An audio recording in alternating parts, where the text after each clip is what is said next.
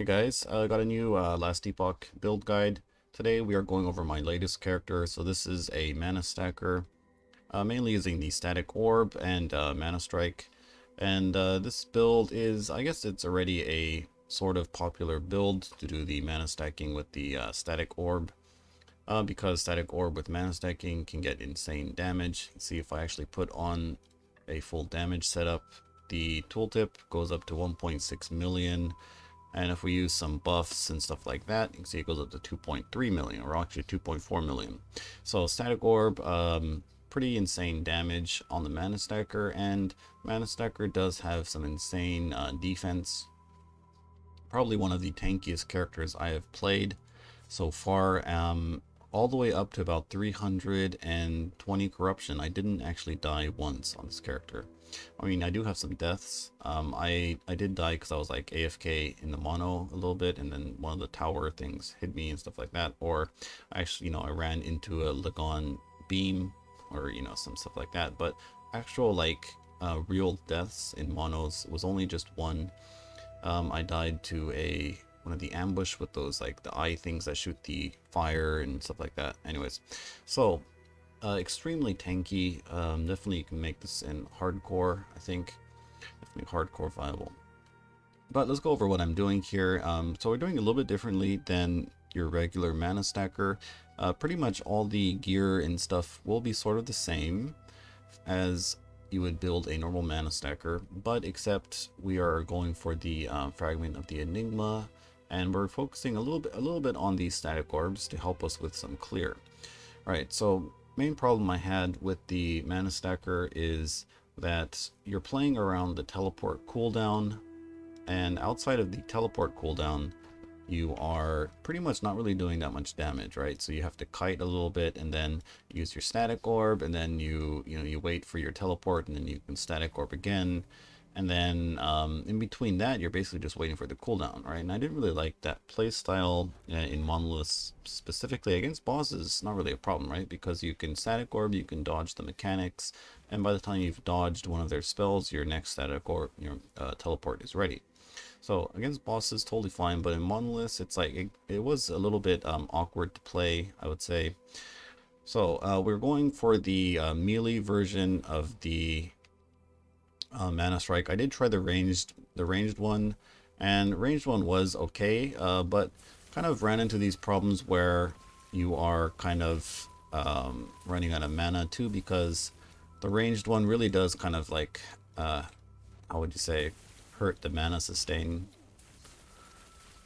Right, so basically with this you can kind of use your what do you call it, the spark charges to kind of clear the small packs of mobs. And if you get like a tanky mob, or if there's some kind of like ranged mob, then you can just use static orb and kill them off. And because we're not using the shield that increases the we say static orb mana cost, then we can actually shoot out quite a few of these static orbs, even if we don't have teleport, the teleport on cooldown to give it a 0 mana cost, right? So you can shoot out 3-4 of these static orbs, and quickly go back up to full mana pretty easily. So it is kind of nice. So you can use the melee mana strike over here to just kill the mobs, get the mana back, and if there's some ranged mobs, you can just shoot some static orbs out like that and take care of them pretty quickly. All right, so we gotta go kill this guy here.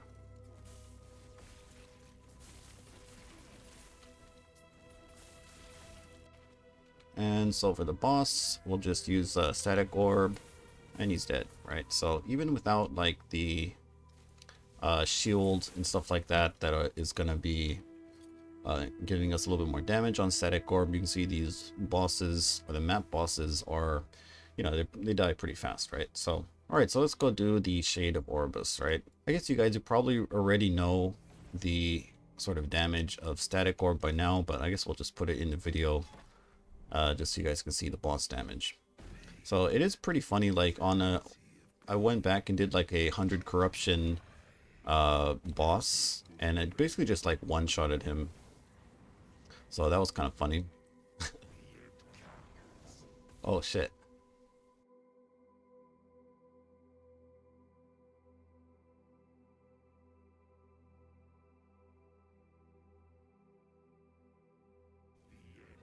You see, yeah, it's pretty good damage. Don't want to get hit by that meteor. Maybe get some mana back because we did take some damage. But he should be dead pretty soon. Kind of funny, against like a 100 corruption Orobyss, you can pretty much just like one-shot him. But yeah, so that's the boss. Just bop him with a couple of these static orbs with the gate staff. Alright, so that is the boss. Alright, so let's go over the gear. We're going to try this real quickly. So, weapon, you're going to want a sword, or a scepter, or a wand, whichever kind of, or even a rune dagger, whichever one you prefer. Just really depends on if you want to do more damage with static orb, or if you want to have a smoother clear with your mana strike, okay? So I like the crystal sword with the spell damage, exalted spell damage, attack speed, and then we want to get a shred armor on hit, and then probably something like this with a health on melee hit, right? Because we do have some leech in the build, and when static orb is doing damage, our leech is totally fine. But just with mana strike, and sometimes you might not be getting enough leech. So having the health on hit is really going to feel nice when you're standing in like poison pool, or if there's, you know, a lot of things hitting you and stuff like that. You're pretty much going to be immortal with sustain wise when you get the health on hit. Right, so that is the weapon. For the gate staff, mine isn't even really all that good. You pretty much just need a gate staff with a good elemental roll and crit multi. You can even go for flat spell damage or elemental damage over time. Anything works is fine. Suffixes don't really matter for the gate staff. Alright, so that is the weapon. Let's go for the, okay, so the helmet, yeah, fractured crown, best in slot. There is a lot of guides on how to make this, so I'm not really go into how I made, how to make these. For amulet, strong mind, very good, very easy to get with LP, so definitely get this. Let's see, body armor, we're going to go for a arcane regalia, and ideally you're going to want the damage dealt to mana before health, exalted affix on here. Mine doesn't have it, it has a flat mana roll, so yeah, it is what it is. Now you can either go for a +2 mana strike as a second prefix, or you can just go for the, you know, mana and damage dealt to mana before health, whichever one you want. If you're not going to get the mana strike +2, you're going to lose out on some mana on crit. Alright, for the offhand, so usually you'd be running this shield over here, but, you know, like I said, I wanted to have smoother clear in the monoliths, and when we're going to go do like bosses, monolith bosses or T4 Julra, we're going to be using the gate staff anyways, so yeah. Fragment of the Enigma with try to get some mana on here, I guess, be very nice. And you don't really even need to go full out on these scaling these spark charges, you know, you don't, like you see, I only have 40 intelligence, so it's not really all that important to actually go full out and try to scale these to the moon, because you can't really, you know, I mean you can, but I mean, there is really no point. Like, they serve their purpose in clearing out the small packs of mobs, and then whenever there's a tanky mob, we're going to be using our static orb anyways, so we just have them there, the Enigma, so we get a bigger AoE on the spark charges and the increased damage, right? So that's about it. Just having it as it is. I'm not even using the plus skills you get from this item, because when I switch over to my gate staff, it for some reason removes just some random passive, right? And it's usually the attack speed one, and then on my static orb it's like this one here, the mana charge, so it's really annoying. And I hope the devs kind of change this so that it removes the last skill you allocated, but as of now I'm not even using the +1, right? So okay, so rings, belt, gloves. This is your endurance area here. You're going to be getting exalted endurance threshold on all 4 of these items. All right, my gloves don't have the exalted endurance threshold, so you can see I'm only at 144. I'm only at 766 endurance threshold. Alright, so suffixes for the rings is going to be endurance threshold and % endurance. Yeah, I kind of have this item here. Don't really need this, but it is kind of nice if you do manage to get endurance threshold and endurance on it. I was actually using this before I made this one, just, you know, endurance threshold and % endurance. Okay, so gloves. Let's go with the belt first. Belts. So exalted endurance threshold. Probably want to get cooldown recovery speed on here, or you know, some resistances.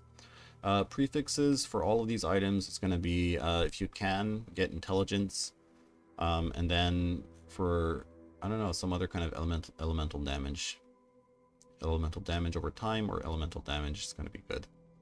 All right, for the gloves, you do want to get exalted endurance threshold. And if you do need endurance, then get percent endurance as well. After that, you probably want to get mana on there, on the prefix, and then either area or attack speed. I already do have quite a bit of attack speed. You can see here our increased attack speed, sitting at 104% increased attack speed, so that is pretty fast.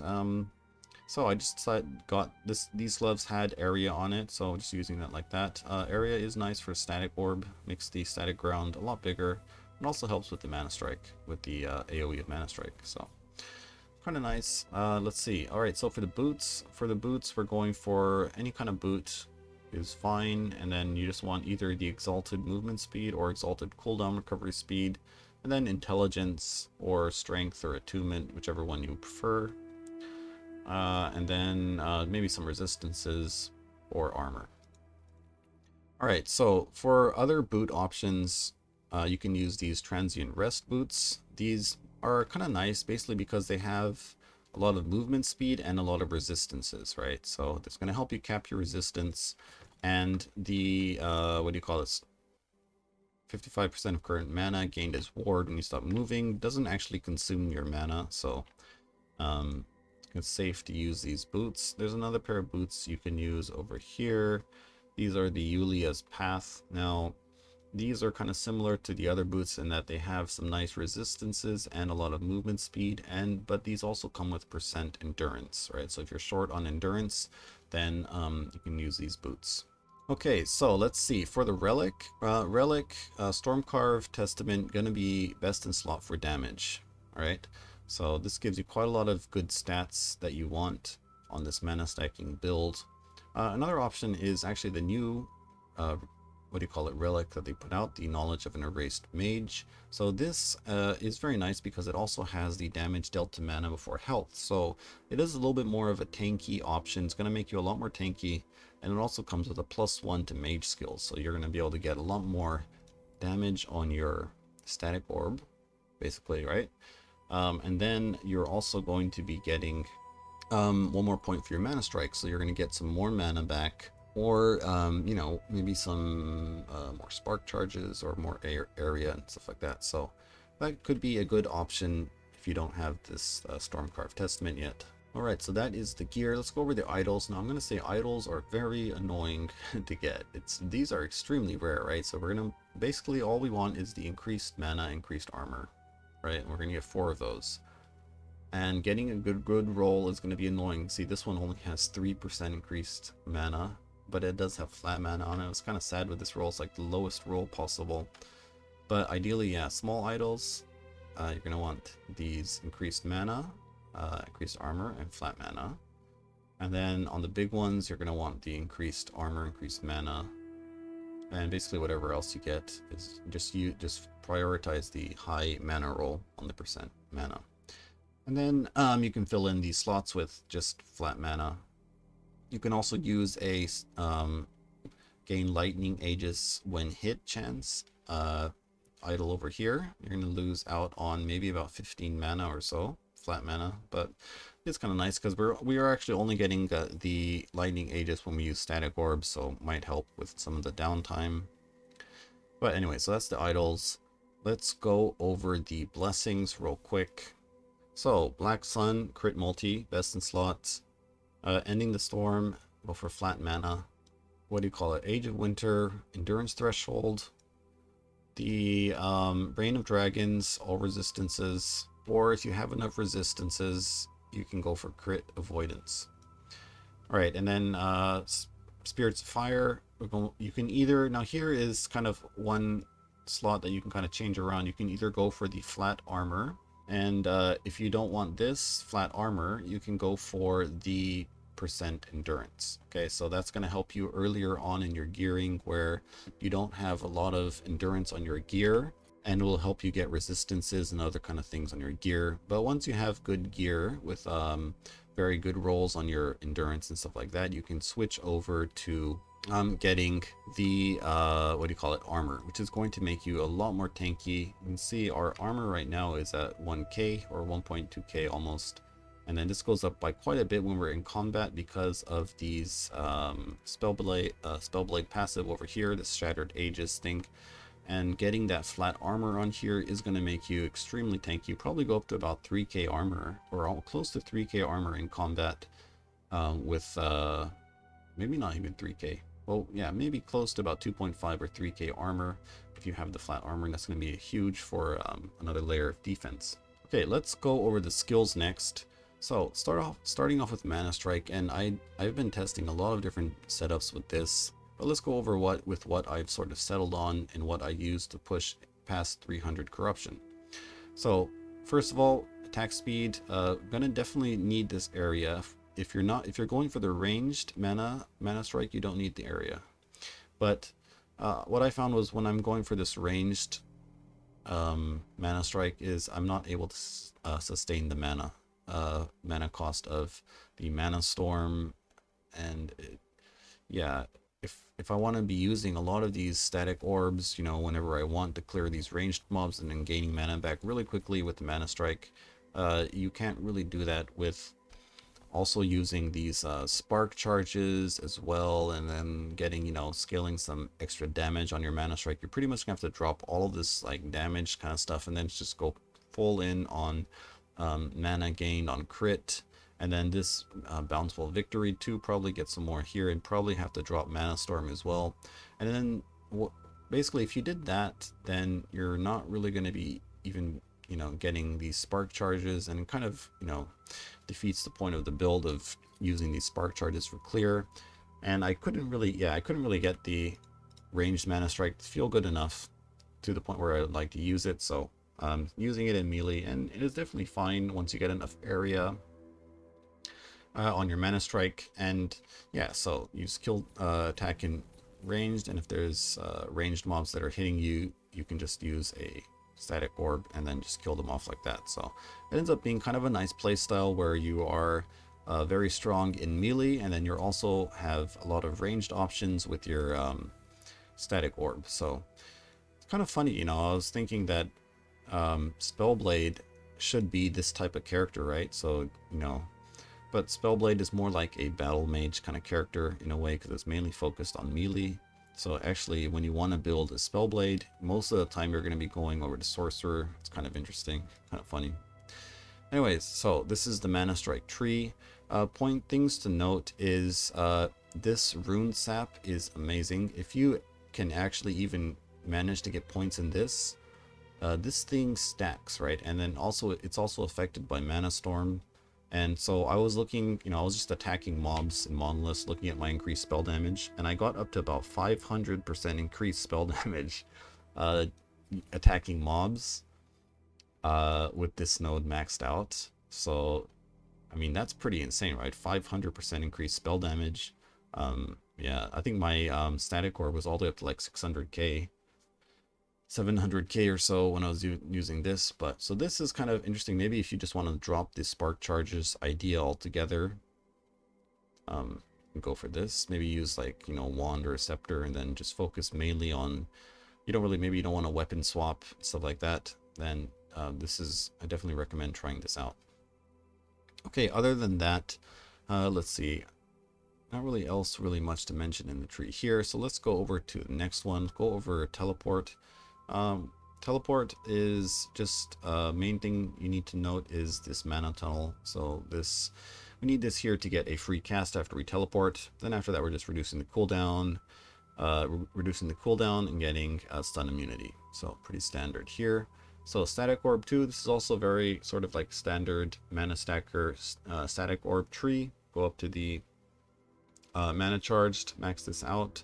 We go for the static ground, and then the electrocuting cascade. So this is why we actually want crit multi in the build, because our charged ground deals more damage you know, per crit multi, right? So scaling there, we get the overcharge detonation for the more damage and stuff like that. And then this storm artillery is giving you a little bit more damage, and it is also scaling our static ground, because static ground scales on if you look, hold alt, it says static orbs damage and area bonus on distance traveled also apply to the charged ground, right? So anything that applies to, you know, the distance traveled or area is going to affect the damage of the static ground.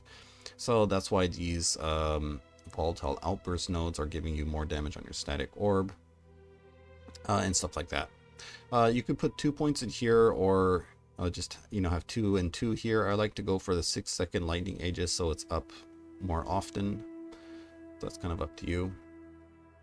Okay, so let's go over the enchant weapon. Enchant weapon, going for the attack speed and this kind of stuff here, kind of standard here. Duration, mana cost, and then go for some shock chance and the thundering for the increased melee lightning damage, right? So that's going to help our mana strike actually do quite a bit more damage. Alright, Flame Ward, I'm going all the way up to Lightning Ward, and then so we can convert this fire damage and flat fire damage over here to lightning. So when we use our Flame Ward, I'm actually only using it for offense right now. And even though we do have some defense things built into it, I'm mainly using it for damage, as a damage cooldown. So you can see, look, if you look at the static orb cooldown, or the damage here, it's at 400k. With Flame Ward, goes up to 700k. So a huge damage increase. If you look with the gate staff as well, it's at 1.6 million, and if we use all of our cooldowns, 2.4 million. All right, so you get quite a lot of damage out with the Flame Ward. Okay, so that is the skills. Let's go over the passives real quick. So let's start off in the mage. We're going to go for this mana, or this intelligence, and then just some filler points over here to get to the attack speed, and then a little bit of crit multi and crit chance. After that, we're going to go into Spellblade, and we get some more elemental damage, resistances, we get some more fire damage. These are kind of just travel points, right? So we can get over to these arcane shielding and essence duel, and then we're going to go for the shattered aegis. So like I said, we are using these spark charges for clear, but we're not really going full out on the spark charges, right? I did try speccing into this too, and even did try getting some idols with spark charges, but you know, I really couldn't tell the difference. So I really don't, I think the only thing you really need is 2 points here. So this is only 50% chance, right? But since we are also applying spark charges with this, it's kind of like 100% chance basically with these two combined. Alright, so that is the Spellblade tree, and then if we go into Sorcerer, we are going for the mana, and then some intelligence, and then chance to chill is very nice. I got this very late, so this is my last 2 points. I'm level 99 right now, so level 97, 98 was over here, and I'll probably get the last point into Arcane Avalanche, right? So these points here are the last things I took on the tree. Alright, so we'll go for some lightning damage just to get to the lightning damage leech, and then we get some crit and crit multi, intelligence, and then we get the elemental ascendance for the resistances, elemental damage, and stun chance. Stun chance is very nice. We are pretty much perma-stunning every enemy in the game, I guess except bosses and stuff like that. Right, and after that we get the cooldown, recovery speed, and then the spell damage. Right, so pretty simple tree, very nice, very simple. My last point is probably going to be into Arcane Avalanche, or I'm not really sure. Actually, there really isn't that many things to get. That would be nice. Maybe just one more point in this crit multi. But yeah, anyway, so that is the passives. And I think we covered everything so far. So it's going to be the end of the build guide. Let me know what you guys think in the comments, if there is any questions you have, or if you have maybe some advice on how to improve this build in any kind of way. It'd be nice to hear what you guys think. And thanks for watching. If you made it this far, please like, subscribe. It really helps me make more of these videos. And I'll see you next time.